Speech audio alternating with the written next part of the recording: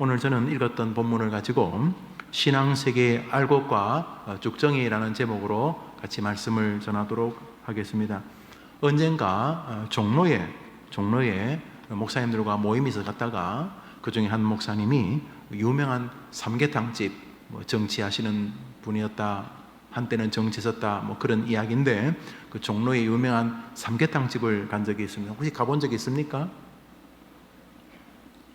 주로 보신탕? 삼계탕집을 갔었는데, 집이 이렇게 기와집이 이렇게 좀 이렇게 여러 개 터서 만든 것 같고, 또 어떤 집은 이렇게 어떤 곳은 지붕도 이렇게 슬랩으로 이렇게 되어 있는 것 같고, 그렇게 엄청나게 멋있다, 그런 외관은 아니었던 것으로 기억납니다. 이제 앉았는데 이제 반찬이 이렇게 나오는데 반찬이 그렇게 형편이 있다 이런 생각이 들지 않았습니다. 그저 김치인가 깍두기인가 그렇게 나온 정도였습니다. 그런데도 사람들이 막 줄 서 있고 그랬습니다. 좀 기다려 보니까 이제 삼계탕이 나오는데 사람들은 거기다가 딴 걸 넣었다고 하긴 하는데 이렇게 뿌옇게 그 삼계탕이 그저 다른 집보다 좀 특색이 있다 이런 느낌이 들었습니다. 결국 반찬 이런 것이 중요한 게 아니라 그 삼계탕 집은 그 메인 요리 삼계탕이 먹을 만했던 것입니다. 그러니까 반찬이 기억도 안 나요. 깍두기를 줬는지 김치를 줬는지 기억이 안 나요.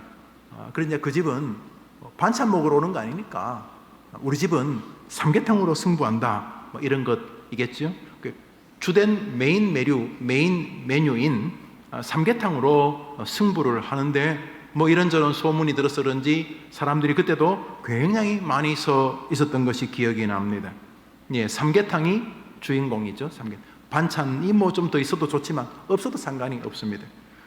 결혼식장에 가면 들러리가 있습니다. 보통 조카나 조카 친구들 혹은 먼저 결혼한 친구의 자식들, 그래서 4살, 5살짜리에게 이렇게 백설공주 옷 입혀가지고 이렇게 장미꽃 뿌리는 들러리들 있습니다. 때로는 또 이제 신부 혹은 신랑의 친구들이 결혼식장에 들러리가 되기도 합니다. 그런데 여러분, 결혼식장에 들러리가 오다가 차가 막혀서 좀 못 오거나 혹은 갑자기 아침에 먹은 것이 체해서 복통이 나서 들러리가 못 온다고 그날 결혼식 못 합니까? 들러리가 못 왔다. 오늘 결혼식은 뒤로 미뤄야 되겠다. 예, 들러리가 있으면 좋겠지만 없어도 크게 상관없습니다. 왜냐하면 결혼식장의 들러리는 주인공이 아니기 때문에, 당사자가 아니기 때문입니다. 당사자만 있으면 들러리가 한 명도 없어도 충분히 감격스럽고 행복한 결혼식은 치러질 수 있기 때문입니다. 그런 것처럼 우리의 인생에 들러리가 있고 당사자가 있습니다. 인생을 지날 때 지혜롭지 못한 사람은 평생 그 들러리들 붙잡고 인생이 다 지나갑니다. 시간도 핵심적인 시간이 있고 들러리처럼 쓸 수 있는 시간이 있습니다. 오늘 제가 드리고 싶은 말은 기독교 신앙의 핵심과 들러리가 있겠죠. 예, 들러리가 있습니다. 오늘 국수 드신 분 손 들어 보십시오. 오케이. 못 드신 분. 오케이. 지금 국수 못 먹어서 가슴에 한이 맺힌 분. 국수를 먹어도 좋지만 교회가 국수 먹으러 오는 건 아니죠. 그렇죠? 예. 믿음 생활 가운데 당사자와 같은 핵심 진리가 있고 들러리와 같은 주변 진리들이 있습니다. 당사자와 같은 핵심 진리는 어설프게 알면 신앙의 성장은 요원하게 됩니다. 반대로 신앙의 들러리와 같은 것은 약방의 감초같이 재미는 있지만은 사실 크게 없어도 문제가 되지 않는 것입니다. 오늘 읽었던 본문에는 바로 신앙 핵심에 당사자와 같은, 삼계탕집의 삼계탕 같은, 결혼식장의 신랑 신부 주인공 같은 아주 중요한 교리가 있습니다. 우리 본문을 읽겠습니다. 17절 18절 시작. 그리스도께서 다시 살아나신 일이 없으면 너희 믿음도 헛되고 너희가 여전히 죄 가운데 있을 것이요 또한 그리스도 안에서 잠자는 자도 노란 글씨 읽어볼까요? 시작. 저걸 뭐라고 부르죠? 부활, 부활. 사도 바울은, 그 똑똑한 사도 바울은 신약 성경 절반을 기록하라고 주님의 명령을 받던 이 멋진 사람 바울은, 이 신학자 바울은, 이 설교자 바울은, 이 선교사 바울은 성경 안에 심어 놓은 성경 해석자라는 별명을 가진 이 멋진 사람은 뭐라 그러냐면, 그리스도의 다시 살아나신 일, 다시 말해 부활이 없으면 너희 믿음도 헛되고, 아침 저녁으로 빌고 울고 헌금하고 뭐 이렇게 설교하고 설교 듣고 뭐 정원 모임하고 뭐 여튼간에 성경 공부하고 뭐 교회에서 뭐 세상에서 뭐 밥 먹을 때 기도하고 뭔 일을 하더라도 너희 믿음은 헛되다 이렇게 말했습니다. 다시 말해 부활에 대한 교리의 믿음 혹은 부활에 대한 신앙이 없으면 뭐 3대째가 아니라 100대째 예수를 믿든 신학교를 100개를 졸업하든 너희 믿음은 헛되다 그랬으니 무조건 헛된 것입니다. 목사님 저는 부활엔 별로 관심 없어요. 뭐 나는 마음의 평안을 위해서 교회에 나와요. 뭐 멋있는 말 같지만 들러리인 것입니다. 결정적으로는 불면 다 날아가 버리는 것입니다. 남아있는 것, 우리의 믿음을 견인하고 과거의 상처를 충분히 극복하게 하고 현재를 이기게 하고 미래를 소망하게 만드는 기독교의 핵심 교리 중의 교리는 부활에 대한 신앙입니다. 성경이 말하기를 그리스도의 다시 사신 일, 다시 말해 부활에 대한 신앙이 네 안에 없으면 너의 믿음은 헛되다 이렇게 말하고 있으신 것입니다. 사도 바울은 심지어 구원을 부활로 설명하고자 합니다. 구원, 예수 그리스도로 인하여 하나님의 자녀가 되어 이 땅과 저 영원한 세계에서 구원의 세계를 누리다가 구원의 영화 글로리피케이션에 도착하는 이 구원의 프로세스 안에 있는 구원의 기쁨, 기독교의 핵심 중의 핵심인 구원의 세계를 바울은 부활과 연관되어 설명한다는 것입니다. 로마서 10장을 읽겠습니다. 읽읍시다. 시작. 내가 만일 내 입으로 예수를 주로 시인하며 또 하나님께서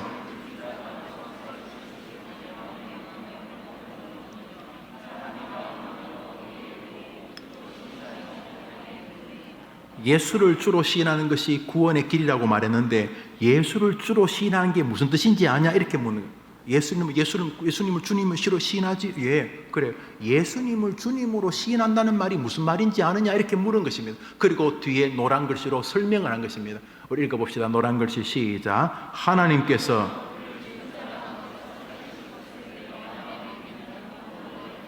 예수를 구주 앞에 너가 내 입으로 예수를 주로 시인하는 거, 예수를 주로 시인하는 게 믿는다는 말 아니겠어요? 예수님을 주로 시인한다는 믿으면 구원을 받는데 예수를 주로 시인한다는 말이 무슨 말인지 아느냐? 이렇게 말하고 바울이 뭐라 그럴까요? 노란 글씨 한번 드릴까요? 시작. 하나님께서 그를,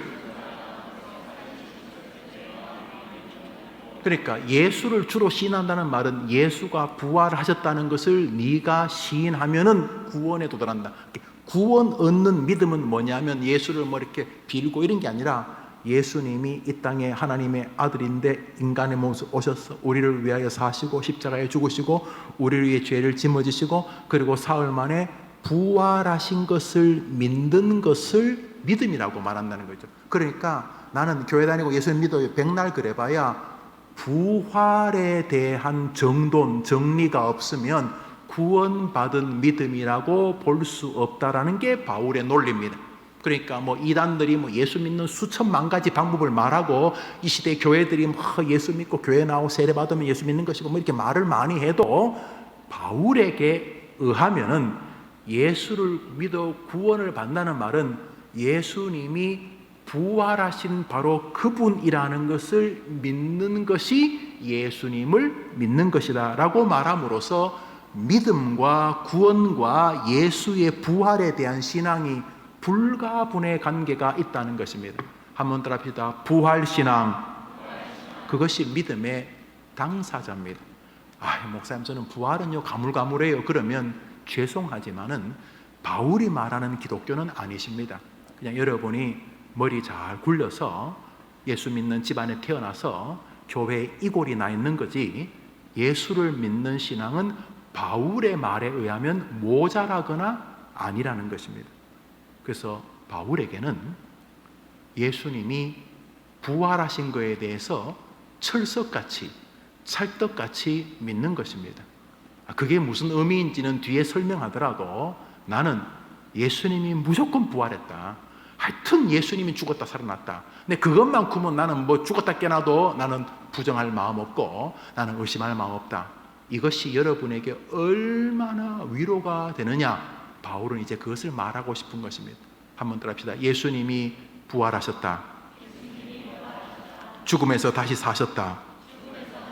이게 아니 뭐 좋습니다. 예수님 다시 사신 거예요. 뭐 그분 워낙 탁월한 분이니까 뭐 죽어도 다시 사시겠지만 그게 나하고 무슨 상관이 있는가? 그러면 이제부터 생각해봐라. 예수님이 다시 사셨다는 것이 네하고 무슨 상관이 있는지를 한번 생각해봐라. 이제 바울이 말하고자 하는 의도는 여기 있는 것입니다.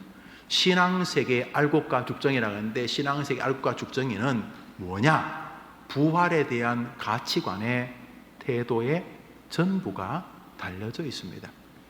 예수의 부활에 대한 개념 혹은 신앙함 혹은 믿음에 대한 부분입니다.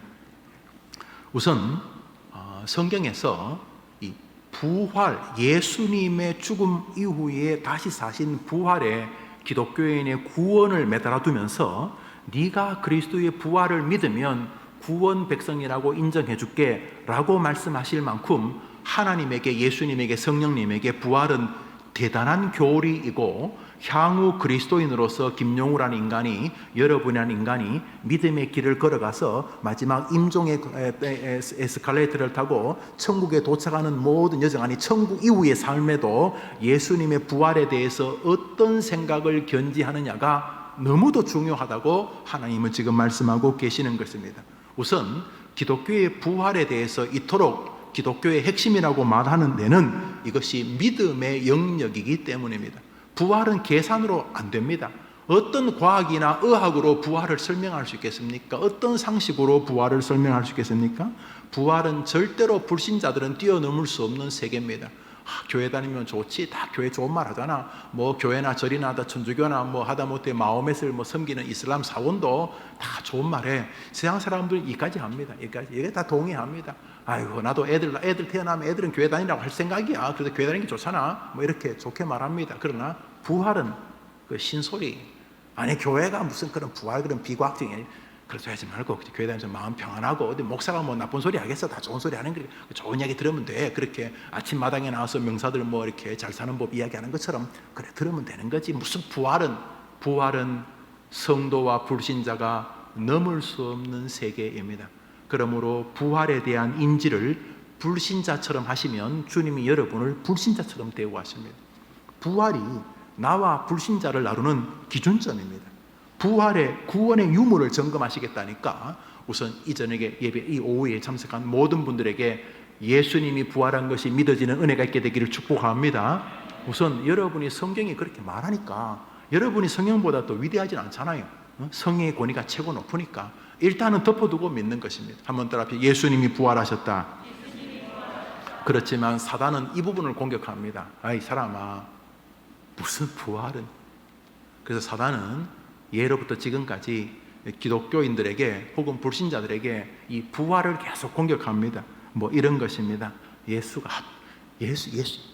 부활했다. 거짓말. 예수가 십자가에서 피를 좀 흘리고 쇼크사로 쓰러졌지만 죽은 거 아니야. 다시 이렇게 쓰러져 가지고 기절을 했는데 며칠 이렇게 제자들이 데려와서 또 이렇게 밥도 식사도 대접하고 또 치료한 것도 꼬매고 또 영양 보충도 하면서 예수님 다시 회복되셔서 예수님이 잠시 기절한 거예요. 기절한 거. 괜히 예수 기절한 거 가지고 죽었다 그래가지고 예수 기절해가지고 며칠 뒤에 나타나가지고 막 그랬잖아. 이렇게 하다가 그리고 결국은 죽었어. 제가 지금 무시무시한 말하는데 거의 아멘할 분위기네요. 예수님이 부활한 게 아니고 그날 그 십자가에 달려있다가 그 한나절 달려있으시다가 그 피 다 흘리고 다른 사람들은 다 이렇게 다리 꺾고 그러는데 예수님 창으로 찔러서 피 다 흘려서 웬만하면 사실 피 흐르고 물 흐르면 탈수인 걸리는데 그 제자들이 빨리 이제 시체 아리마대 요셉 자기 그 무덤에 데려왔는데 제가 응급 용안에서 데려와가지고 이렇게 뭐 하고 이렇게 뭐 해가지고 예수님이 잠시 원기를 회복하셨어. 그래서 며칠 뒤에 이제 상처난 거 꼬매고 이래가지고 나타나가지고 나 안 죽었다, 이런 부활했다 이렇게 좀 뻥친 거야. 그리고 이제 며칠 뒤에 더 사시다가 몰라 뭐 어디서 돌아가셨겠지, 70살이나 80살 돌아가셨겠지. 예수는 무슨 부활이야. 그저 그냥 부활했다고 하면 그 이미지가 좋잖아. 신을 섬기기도 좋고. 그런 거지. 무슨 예수가 부활해서. 이거요, 학파가 있어요. 학파. 요따우로 말하는 학파가 있어요. 학파. 또 어떤 사람은 이렇게 말해요. 이 사람아, 그 예수 부활한 거 누가 증거했어? 아니, 그 여자들이 갔는데 무덤이 비었잖아. 바로 그거야. 그게 트릭이야, 트릭. 그 밤에 제자들이 예수 시체 빼돌렸다고. 빼돌렸어.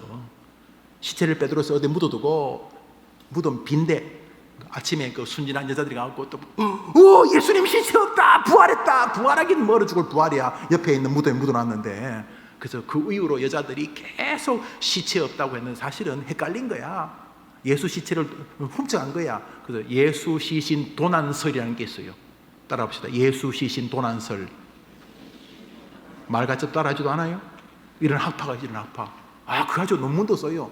예수가 부활한 게 아니고 그냥 이렇게 그렇게 하고, 뒤에 이제 우리 사람이 또 죽어서 전설이 되면 좋잖아. 전설이 되면 그래서 전설로 만든 거지 무슨 부활이야 뭐 이런 식으로 말을 합니다.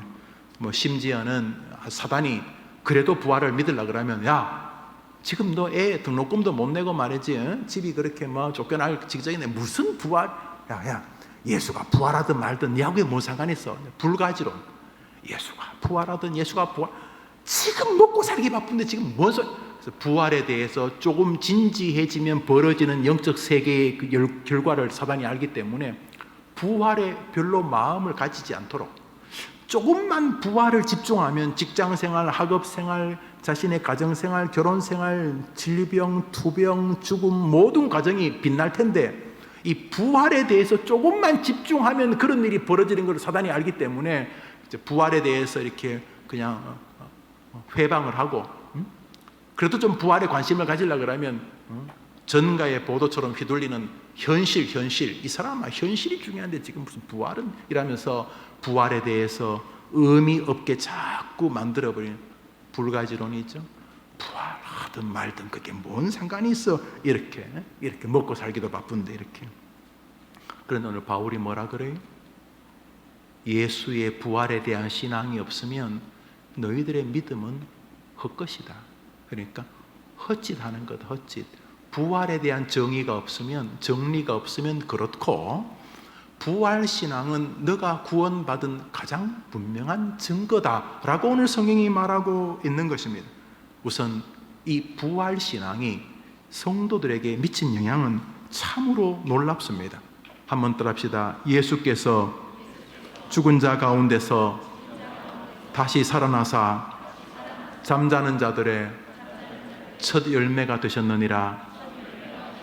여러분, 사과를 보면요, 한목에 같이 가을에 있는 게 아니에요. 어떤 거는 빠른 것은 좀 일찍 익어요. 햇볕이 정면으로. 요즘은 뭐 밑에 은박지를 깔아가지고 햇볕이 반사되어서 골고루 익지만, 옛날에는요 그런 걸 몰라가지고 그냥 이렇게 사과를 놔두면 나뭇잎 사이로 이렇게 해를 잘 보는 것은 좀 빨리 익고, 나뭇잎이 좀 가려져 있는 것은 천천히 익지만 다 익어요 결국은요. 그런데 농부가 봅니다. 저 꼭대기에서 햇볕을 잘 받는 아이들이 불그스름하게 익어가기 시작합니다. 그럼 농부는 압니다. 한 보름 뒤에 다 익겠구나. 그 첫 열매. 예수 그리스도가 죽은 자 가운데 다시 살아 부활의 첫 열매가 되셨고, 우리들은 둘째, 셋째, 넷째, 다섯째, 백째, 천째, 만째 주님과 함께 부활할 줄 믿습니다. 부활에 대한 신앙이 없이리 다니엘이 사자굴에 들어가, 말이 안 됩니다. 미쳤습니까? 부활에 대한 신앙이 없는데 사드락, 메삭, 아벳느고가 불못불에 들어간다. 그 정신병자지, 정신병자. 부활에 대한 믿음이 없는데 폴리갑이 불에 타 죽는다. 이거는 뭐 거의 환자 수준 아닙니까? 부활의 신앙이 없이 길선주 손양원이 죽는다. 말이 안 됩니다. 부활의 신앙이 없으면 성경에 나오는 위인들의 인생은 하나도 이해도 안 되고, 부활이 없으면 이 땅에 목숨을 바친 언더우드 아펜젤라 선교사님들도 하나도 이해가 안 됩니다. 부활이 없이 바울과 베드로가 목숨을 걸었다고요? 부활에 대한 신앙도 없어 그냥 예수에 대한 의리로 열심히 살았다고요? 기독교 신앙을 불가능합니다. 부활이 없으면 아무 일도 벌어질 수가 없는 것입니다. 그래서 사단은 우리 청년들이나 우리 성도들이 임종 앞에 있는 노인들이 부활을 믿을까 봐 버들버들 떠는 것입니다. 부활을 안 믿어야 교회에서 찢고 뽑고 싸우고 계속 그래 사는 건데, 부활을 믿기 시작하면 사람이 갑자기 하늘과 땅을 다 가지기 시작하니까 감당할 수 없는 거 압니다. 부활신앙을 가진 사람은 넓어지고 이해하고 용서하고 배려하고 기다려냅니다. 부활을 믿는 사람이 뭐가 무너면 넘어뜨린다. 너 어떻게 아니? 네가 백날 나를 넘어뜨려봐라. 나는 다시 일어서게 될 것이다. 이 부활신앙이 초대교회 성도들을 지키는 믿음이었던 것입니다. 사랑하는 여러분, 초대교회 성도들이 부활신앙이 아니고 순교했다거나 고난을 이겼다는 것은 설명이 불가능합니다. 진짜 설명이 불가능합니다. 칼빈, 루터, 길선주, 주길철, 언더우드, 아펜젤러 이런 사람들이 부활에 대한 믿음도 없이 주님을 위해 자기 목숨을 걸었다고요? 이 사람들이 뭐 그래 대단한 인간들이라고? 불가능합니다. 부활신앙, 그것이 우리의 선배들로 하여금 우리에게 복음을 전하게 해준 진리였던 것입니다. 사단은 우리에게 말합니다. 그냥 교회만 열심히 다녀. 열심히 노래 열심히 부르고, 너 김 목사 열심히 설교하고, 열심히 기타 치고 피아노 치고 열심히 해. 열심히 하라고. 열심히 하면 좋잖아. 부활은 생각하지 말고 이 사람아. 오늘도 열심히, 내일도 열심히. 사단은 우리가 부활의 필이 꽂힐까 봐 두려워합니다.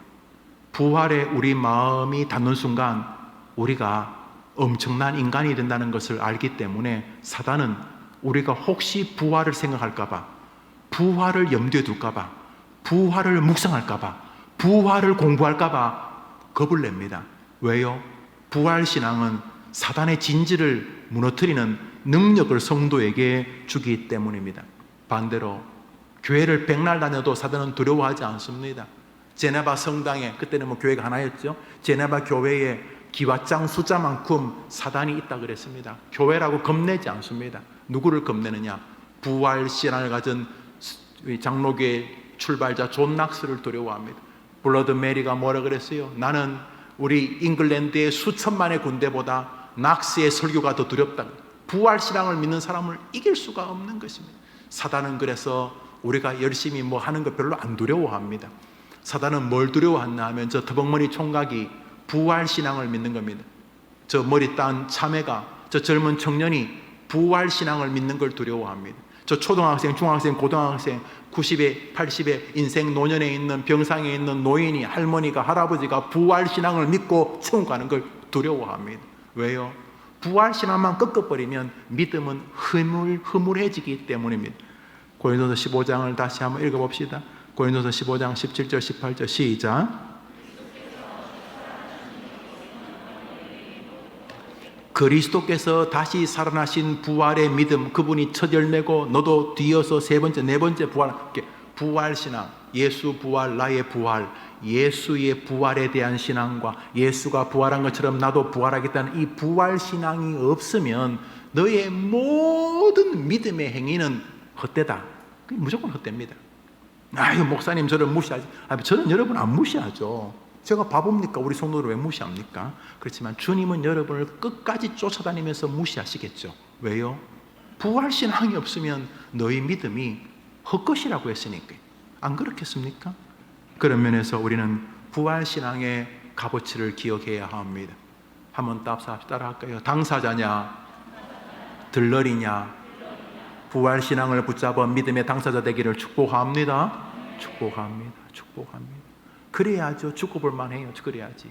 여러분이나 저는 아직 안 해본 게 죽어보는 건데, 우리가 죽을 때 특별하겠어요? 여러분 가끔 지나가다 보세요. 이렇게 청년들 옆에 앉아 옆에 딱 보세요. 딱 보세요. 옆에 한번 보세요. 둘러보세요. 속으로 얘가 먼저 죽을까 내가 먼저 죽을까 한번 잘 보세요. 가만 보세요. 얘가 먼저 죽을까 내가 먼저 죽을까. 우리 어른들 옆에 앉은 분 한번 보십시오. 이 친구가 먼저 갈까 내가 먼저 갈까 한번 생각해 보세요. 둘 중에 하나입니다. 물론 같이 가는 수도 있겠죠. 여분이 먼저 갈까? 요 앞에 유단열이네. 복음통에서만 보고 두만공 풀서대 가면 늘 그 노래 불렀는데, 유단열 집사님이 먼저 갈까? 김용호 목사가 먼저 갈까? 둘 중에 하나가 먼저 가겠죠. 먼저 간다는 건 천국에 먼저 도착하겠죠. 그때까지 부활신앙이 없으면 헛거라는 거예요. 믿음이. 누가? 예수님이. 누가? 성경이. 그러니까 죽어나 사나 부활신앙으로 무장이 되어야 하는 것이죠. 그러면 왜 부활신앙이 그렇게 당사자고 핵심입니까? 왜 그렇습니까? 첫 번째로 부활신앙은, 따라합시다. 부활신앙은 선명하고 겸손하게 성령의 진리를 사랑하게 만드는 교리이기 때문입니다. 예수님이 죽은 지 사흘 만에 부활하시겠다고 말씀하신 다음에 부활하셨습니다. 아니, 인간의 이성을 초월하는 부활도 주님이 예고하셔서 이루었는데, 아니 부활을 믿는데 성경에 뭘 못 믿겠습니까, 여러분? 아니 뭐 성경에 좋은 말 많죠. 뭐 대부분은 여러분들이 동의할 만해요. 뭐 부모를 공경하라, 이건 다 좋은 말이잖아요. 불신자도 하는 말이니까. 그러나 몇몇 기독교적인 요소는 좀 과도한 면이 있어 보여요. 아, 이거 약간 상식, 뭐 태초에 뭐 천지를 뭐 창조, 뭐 이런 말들, 야, 좀 뭐 거슬리는 부분도 있고 뭐 그래요. 뭐 그래도 뭐 받아들일 만해요. 뭐 사실 안 받아들일 것도 없는 게, 뭐 하나님이 천지를 창조하셨대. 여러분에게 불편한 건 없잖아요. 뭐 아무리 뭐 진화론 그래봐야, 뭐 진화론이든 창조론이든 뭐 여러분에게 특별한 게 불편한 거 없잖아요. 하나님이 창조하셨거나 뭐 진화론이거나. 그런데 부활은 여러분에게 심각한 문제입니다. 왜냐하면 여러분 때문에 부활하셨기 때문입니다. 그런 면에서 부활을 왜 이렇게 믿으라고 하냐 하면 성경에 대한 우리의 겸비한 태도와 상관이 있습니다. 부활하시겠다는 말씀대로 죽은 지 사흘 만에 다시 살아나시겠다고 하셨던 자신의 부활을 예고하신 대로 이루어졌다면 뭐가 안 이루어지겠는가? 그래서 부활신앙은 우리로 하여금 성경 중심적 신앙과 성경 앞에 내려서는 겸비한 신앙을 정상적으로 갖게 하기 때문입니다. 예수 그리스도의 부활을 통해 제자들은 예수님이 하셨던 모든 말씀이 진실한 사실을 깨닫게 됩니다. 사실은요, 제자들 다 도망갔어요. 예수님 따라다닐 때는 예수님 죽을 때 같이 죽겠습니다, 뭐 그런 소리 했는데, 예수님 십자가 때 다 도망갔어요. 다 도망간 인간들이 왜 2000년 동안 기독교로 전 세계를 뒤집는 인간들이 될 수 있었는가? 딱 하나입니다. 부활 때문입니다. 사도 바울, 예수님 믿는 사람 잡아 죽이던 바울이, 그 똑똑한 바울이 어떻게 인생이 변화돼서 사울에서 바울로 바뀌었는가? 부활입니다. 사울아 사울아 왜 너가 나를 박해하느냐? 누구시니까? 나는 네가 박해하는 예수다. 수많은 말이 있잖아요. 너 죽여버린다 이럴 수도 있고, 하나님께서 너 하나님 안 믿으면 가만 놔두겠다 이럴 수도 있고, 뭐 하나님은 바울에게 딱 한마디, 나는 예수다, 요 말만요. 나는 너가 박해하는 예수다. 왜? 이게 부활과 상관이 있습니다. 바울은 예수가 죽었다고 믿었거든요. 제자들이 예수를 부활했다고 거짓말 한다고. 그래서 바울이 믿는 유대교적 입장에서 부활은 하나님만 하는 것이기 때문에 하나님 모독한다고 지금 그러고 있는 거예요. 그런데 주님이 바울에게 나타나서 하신 말은 딱 한 문장입니다. 나는 너가 죽었다고 생각하는 예수야. 죽었으면 끝인데 나는 안 죽었다, 이 말이죠. 부활신앙입니다. 베드로, 안드레, 야고보, 요한을 바꾼 것도 부활신. 주님의 부활 이후로 제자들은 완전히 다른 인간이 됩니다. 바울도 주님의 부활을 믿고 다른 인간이 됩니다. 여러분도 마찬가지죠. 여러분도 지금보다 더 나은 인간이 되기를 원한다면 부활신앙에 굳게 서야 되는 줄 믿으면 한번 아멘 해보십시오. 한번 그게 아멘. 그러니까 오늘부터 부활을 묵상. 부활, 예수 부활, 나의 부활, 나도 부활, 예수도 부활. 예수가 이 땅에 오신 건 나의 부활 때문에. 내가 부활하면 어떻게 될까? 나의 부활, 나의 부활, 나의 부활. 베드로도 부활 때문에 인간이 새롭게 되고, 안드레, 야고보, 도마도 부활 때문에, 길손조, 주기철, 손양원도 부활 때문에 달라지고, 마틴 로이드 스펄전도 부활 때문에 달라지고, 오늘 읽었던 성경 바울도 부활 때문에 달라지면, 여러분이나 내가 뭐 대단한 인간이라고, 남들은 다 부활 때문에 달라지는데 우리는 부활 때문에 안 달라지겠습니까? 그런 면에서 부활신앙을 이제 남의 이야기로 하지 말고 여러분의 이야기로 생각해 보는 것입니다. 나의 죽음 너머의 세계에 관한 것입니다. 첫 번째로 저는 부활신앙이 중요한 것은, 부활신앙은 우리를 하여금 성경 앞에 내려서게 한다는 거죠. 뭐 성경이 뭐 이런 헛소리 하다가 부활을 믿게 되는 순간, 예수님이 죽은 지 사흘 만에 다시 살아나겠다는 주님의 부활을 말씀대로 살아나셨던 성경 말씀의 부활을 믿게 되면 성경 안에 있는 모든 것을 믿게 되기 때문입니다. 결국 부활은 우리로 하여금 성경에 대한 태도를 정확하게 정돈시켜주는 교리입니다. 두 번째로 한번 따라합시다. 부활을 통해 성도는 능력의 삶을 기대하게 됩니다. 생각해 보십시오. 예수님이 죽었는데 하나님이 그를 다시 살렸어요. 아니 뭐 병든 걸 고친 건 성경에 많이 나오잖아요. 뭐 병든 사람 고친 건 많이 나오잖아요. 그런데 병든 게 아니라 죽었어요. 죽은 지 나흘 돼서 시체 썩는 냄새 나사로도 살리잖아요. 부활은 무슨 말을 우리에게 주고 싶으냐 하면, 네가 생각하는 가장 절망적인 상황도 나 하나님은 바꿀 수 있다, 이 말하고 싶은 거예요. 여러분이 뭘 동의를 하든 안 하든 부활신앙이 다 사람들을 그렇게 만들었어요. 막 목매 죽으려고 그러다 부활신앙을 가지는 순간 가만히 있어 보자, 죽은 자도 살리시는 하나님이 내 곁에 계시잖아. 이 마음이 성도들의 마음을 붙잡자 말 그대로 부활신앙의 인생이 되었습니다. 고린도서 15장 17절부터 18절을 읽습니다. 시작.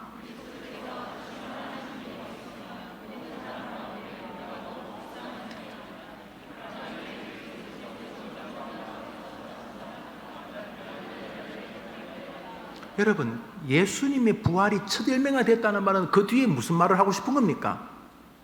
김영우, 여러분, 두 번째, 세 번째, 니도 부활한다는 말 하고 싶은 것입니다. 주님 혼자만 사과 가을에 있고 끝 아니고, 주님이 부활하신 것은 뒤에 오는 예고편의 전조국인 것입니다. 우리도 주님과 함께 부활하게 될 줄 믿습니다.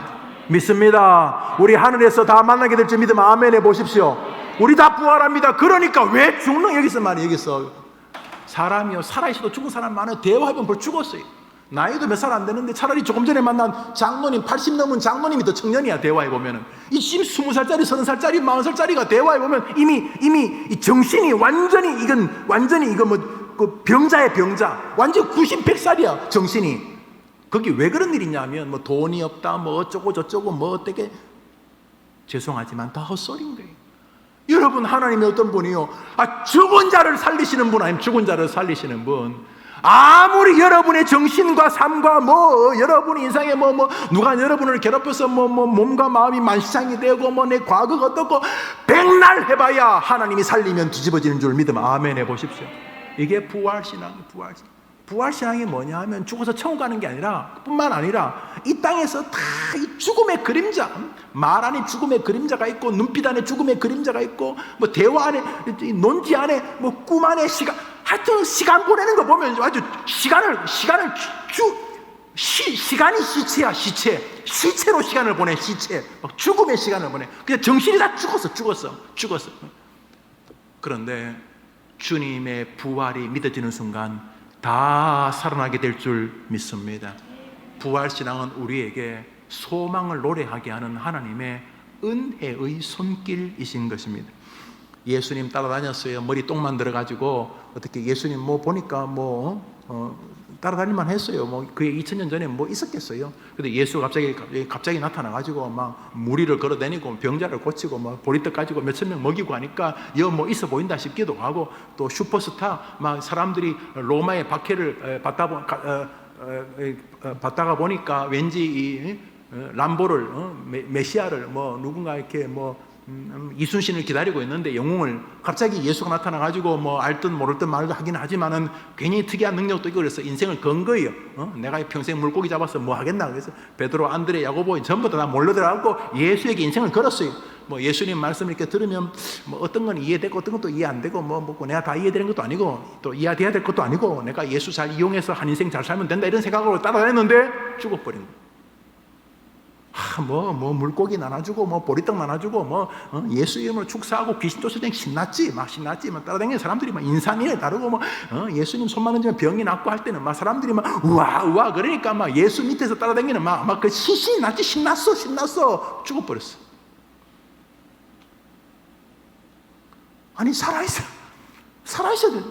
예수 죽어버렸어. 닭 줬던 게 지붕 쳐도 완전히 인생. 그래서 베드로가 나는 고기 잡으러 갈란다. 3년 전에 내가 너를 사람 나는 어부 되게 하겠다. 거기서 건졌는데 3년 만에 나는 다시 도루묵. 3년 만에 원위치. 그때 주님이 나타나셨어요. 고기 잡다가 이 실루엣이 예수님 같다. 이렇게 새벽에 뛰어서 가보니까 바다에서 뛰고 헤엄치고 해서 가보니까 예수님 또 서 계신 거예요. 베드로가 너무 놀라가지고 죽었는데, 십자가에 달려 죽었는데, 베드로야, 너가 날 사랑하느냐? 손에 못 자고 뻥 뚫린 분이 그러고 있는 거예요. 베드로가 얼마나 놀랐겠어요. 예, 주님, 근데 지금 너무 두렵습니다. 예. 그 주님이 지금 자기 앞에 서 있는 거예요. 몰라서 묻는 것도 아니고. 그때 베드로에게는 없는 사랑이 쏟아졌겠죠. 아, 내가 이분에게 모든 걸 바쳐야 되겠다. 너가 날 사랑하느냐? 너가 날 사랑하느냐? 세 번째 물을 때는 두려워 떨면서, 주님 다 아시잖아요. 지금 내가 너무 부끄럽고 수치스럽고 그렇지만 내가 이제 살아야 될 이유를 알게 되었습니다. 내가 외쳐야 될 구호 예수 그리스도, 내가 흔들어야 될 깃발 예수 그리스도, 내가 불러야 될 노래 예수 그리스도. 오, 내 인생에 답을 주셔서 고맙습니다. 내 양을 먹이라, 이렇게 주님 말씀하시잖아요. 그 주님의 요한복음 마지막 장에 이야기합니다. 사도행전부터 나오는 제자들은 그 마태복음의 그 머릿속에 똥만 들었던 그런 뭐 예수님 적당하게 이용해서 마음의 평안이나 찾으려는 그런 존뱅이들이 아닙니다. 사도행전에 나오는 제자들은 다른 사람들입니다. 어떤 사람들? 부활을 믿게 된 사람들입니다. 해림교회 성도들이 부활을 믿게 되어야 할 줄 믿습니다. 영아, 유치, 아동, 청소년, 청년들이 더더욱, 그리고 인생 노년에 계신 어르신들, 부활을 믿지 않으면 교회 생활은 진짜 이 종교 라이온스입니다. 이게 뭐 종교적 유희기간도 아니고, 이게 뭡니까? 이게 뭐 돈 내고 마음 평안을, 옛날 정치인이 종교를 그렇게 표현했는데 그 못된 놈들 있죠. 그렇지만 진짜 부활을 안 믿으면 그런 것입니다. 그러나 부활을 믿게 되면 은근히 기대가 됩니다.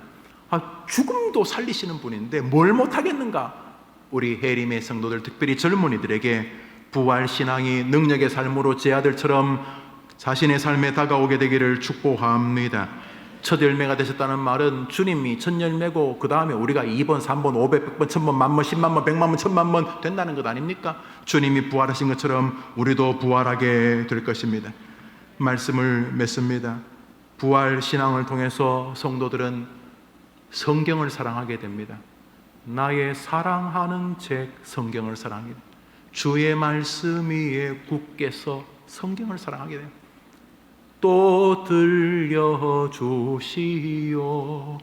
또 들려주시오, 또 들려주시오. 성경을 사랑하게 됩니다. 왜요? 부활신앙을 믿으면 성경에 대한 스릴이 넘칩니다. 야, 여기 다 있구나. 야, 여기 다 있구나. 여기대로 되는구나. 내가 진짜 딴 거는 어설프게 아는 것 진짜 알아야 될 걸 몰랐구나. 성경의 사람이 되는 것입니다. 두 번째로, 부활신앙은 이 땅과 저 영원한 세계에서 우리로 능력 있는 그리스도인이 되게 하는 것입니다. 부활신앙을 가져야지만 뭐라도 할 수가 있습니다. 뭐라도. 열심히 봉사하고 남 안 알아줘도 부활신앙이 있으면 괜찮습니다. 부활신앙이 없으면 열심히 봉사하고 남 안 알아주면 막 성질냅니다. 우리 교회는 그런 사람 없는데. 하여튼 부활신앙이 없으면은 이게 금방 지치고 엎어지고 넘어지고 못 일어납니다. 그러나 부활신앙이 있으면 스스로도 희한한 묘미가 생깁니다. 죽음에서도 일으키시는 주님이 기껏 다리 부러졌다고 날 못 일으키리, 말이 안 되지. 죽음에서도 나를 일으키시는 분이 지금 부모님이 이혼한다고 내 인생이 망한다, 말이 안 되지. 말이 안 되지. 죽음에서도 나를 일으키시는 분이 돈 좀 떨어졌다고 나를 못 일으키리, 말이 안 되지. 예수의 부활, 그 신앙으로 나는 오늘도 일어서게 될 줄 믿습니다. 이게 부활 신앙인 것입니다. 그리스도는 자신이 친히 부활의 첫 열매가 되심으로 뒤에 오는 모든 인생들에게 한량없는 위로의 모든 일을 다 하셨습니다. 우리들에게 말합니다. 어이 김 목사, 예 주님, 내가 부활했다. 예, 너 때문에. 그렇죠. 주님은, 우리 주님에게 죽는다는 건 말이, 성자 하나님 아닙니까? 예수가, 그리스도가 죽는다는 게 말이 됩니까? 예수가 왜 죽습니까? 우리 때문인 것입니다. 내가 네 때문에 부활했다, 네 때문에 죽었다, 이 말 아닙니까? 예수의 부활은 우리에게 소망의 증거인 줄 믿습니다. 이번 한 주 한번 생각해 보십시오. 죽음에서도 이기면 그리고 나 때문에 기꺼이 죽어서 부활까지 하신 분이, 오직 나 때문에, 그분은 뭐 죽을 필요도 없는데, 가만히 있어 보자. 그분이 첫 열매다. 그럼 나도 부활하잖아. 그렇지. 그러면 이 땅에서 이 죽음의 엄습함, 막 낙심, 좌절, 막 자해, 자학, 염려, 시기, 열등감, 이게 다 이 죽음의 이게 뭐라 두드러기? 죽음의 뭐 음식 잘못 먹으면 이게 나타나잖아. 이게 뭐 두드러기? 어? 알러지.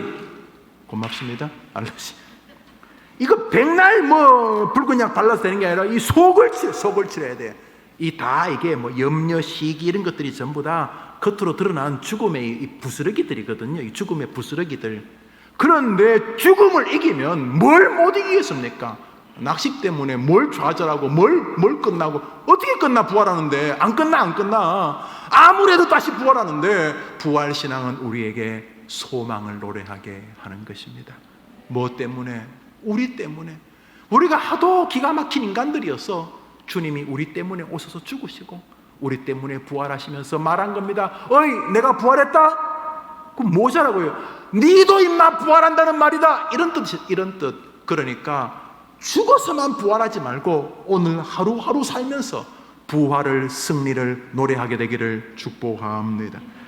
따라합시다. 주님의 부활, 나의 부활. 기도합시다. 자비로우신 주님, 복된 주일 오후가 지나갑니다. 오늘 우리 성도들 같이 예배합니다. 특별히 청년들과 우리 복음통일소망부 귀한 가족들이 주일 오후에 나와 같이 예배합니다. 이분들을 축복하시고 예배를 사랑하는 즐거움, 기도와 말씀을 사랑하는 즐거움에 굳게 서게 해 주시옵소서. 부활신앙은 죽은 자와 방불했던 우리를 다시 살리는 기적의 신앙인 것을 압니다. 해림교회 성도들, 특별히 해림교회 청년들이 부활신앙으로 이 땅을 살아가기를 원합니다. 어리석게 계속 쓰러져 있지 말게 하시고, 그거 전혀 자기에게 안 어울린다는 거 기억하고, 아픔과 슬픔, 병든과 고통의 뿌리인 죽음이란 최대의 적을 몰아내신 주님을 믿고 오늘도 소망으로 일어서게 하여 주시옵소서. 예수님의 이름으로 기도합니다. 아멘. 제가 축도하고 예배를 마치겠습니다. 다음 주에는 2부, 3부 예배에 제가 알기로는, 제 평가입니다. 제가 알기로는 19세기 최고의 설교자는 로이 존스, 찰스 펄전이었다고 자타가 인정합니다. 17세기, 18세기에는 조나단 에드워드, 조지 휘필드, 요한 웨슬리가 세계 최고의 설교자다, 하나님이 쓰신. 그럼 20세기 최고의 설교자는 거의 모든 사람이 마틴 로이 존스가 아니었겠는가, 그렇게 생각을 합니다. 지금 이 시대에 저는 이 시대에 동서양을 막론하고 최고의 설교자를 이분이라고 생각합니다. 조엘 비키, 퓨리턴 리폼드 세미너리의 총장이신 조엘 비키 목사님이, 미국 사람도 그렇게 생각합니다. 조엘 비키가 탁월한 설교자라고, 그리고 굉장히 훌륭한 분이십니다. 다음 주 2부, 3부 때에 우리 아이들을 위해서, 우리 청소년들을 위해서, 우리 교인들을 위해서 조엘 비키 목사님 오셔서 설교하십니다. 제가 그분의 글을 읽을 때마다 참 탁월한 분이다, 아주 탁월한 분이다. 그리고 설교를 들을 때마다 설교에 아주 아름다운 최고봉에 서 있는 분이다, 이런 생각을 하게 됩니다. 여러분이 조엘 비키라는 사람을 찾아보면은 그분을 향한 이제 올해 70이라고 알고 있는데 아주 존중받을 분입니다. 조엘 비키 목사님이 다음 주 2부, 3부 우리 아동부와 청소년들 그리고 어른들 위해 설교하러 오시는데, 우리 청년들도 가급적이면 주일 2부 예배도 한번 또 3부 예배도 드려보시고, 또 청년들은 청년들끼리 또 복음통일소망부 청년들 또 함께 모여서 오후에 예배하는 일은 분명히 즐거운 일이라고 생각을 합니다. 금방 제가 누구라 그랬죠? 바퀴? 조엘 비키라는 분인데, 뭐 외국인이나 다 훌륭하게 설교하는 건 아니지만, 저는 제가 주변의 분들에게는 내 생각에는 현재 현존하는 설교자 가운데 이분이 가장 탁월한 설교자가 아니겠는가, 저는 그렇게 개인적으로 생각을 합니다. 조엘 비키 목사님 설교하러 오시는데, 여러분들이 이렇게 인생에서 좋은 목사님, 또 외국에 있는 목사님들의 설교를 우리 강단에서 듣는 것은 귀한 일이라, 제가 뭐 이 강단을 다른 사람에게 넘길 수 없는 사람인데, 조엘 비키 목사님은 또 저에게도 스승 같은 분이, 여러분이 한번 예배 시간을 사모하셔도 좋겠다 생각을 합니다. 한번 따라합시다. 예수 부활, 나의 부활.